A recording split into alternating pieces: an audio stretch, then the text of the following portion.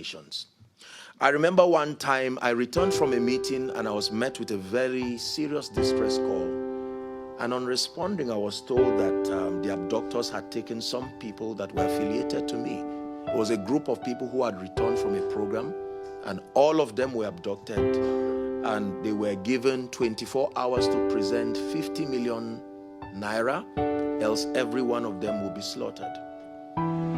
And because they were closely related to me, we mobilized, to inform the law enforcement agents, but clearly there seemed to be only so much they could do.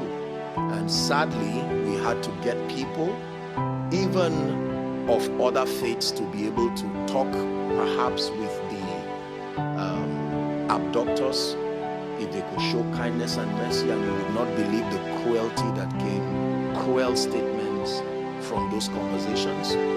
Sadly, one was shot on the foot. Usually, those levels of mayhem are unleashed to get you to see that they are serious. To cut the long story short, we ended up spending up to 20 million naira, even in the presence of law enforcement agents. Thankfully, they were all released, and we had the opportunity. You see, the challenge is when these people are released, they still are not fine. The trauma that they have to go through, some of them go through rape, some of them go through all kinds of traumatizing things, and it's one thing to get them free, then begin a process of constructive rehabilitation. Because some of them, even without the activity of terrorists again, they may end up dying. The trauma becomes too much, you see. And so, I'm not just saying this as a lecture. These are realities that some of us have been forced to live with, especially when you become a leader within these regions.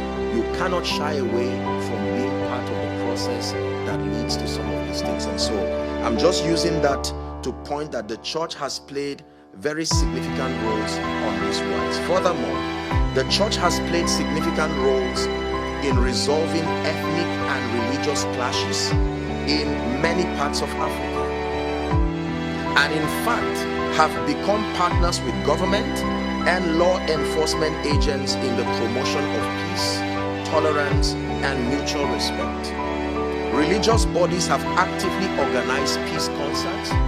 Our organization has done that too as a case study. And so my work started largely in Zaria, for those of you who are familiar with Nigeria. And for many years we experienced all kinds of religious crises. And so we came up with an initiative to hold periodic peace concerts. And the intent is not to advocate fanaticism. I'll be talking a bit about that before we discuss. And we successfully brought people from all religions, taking away all kinds of prejudices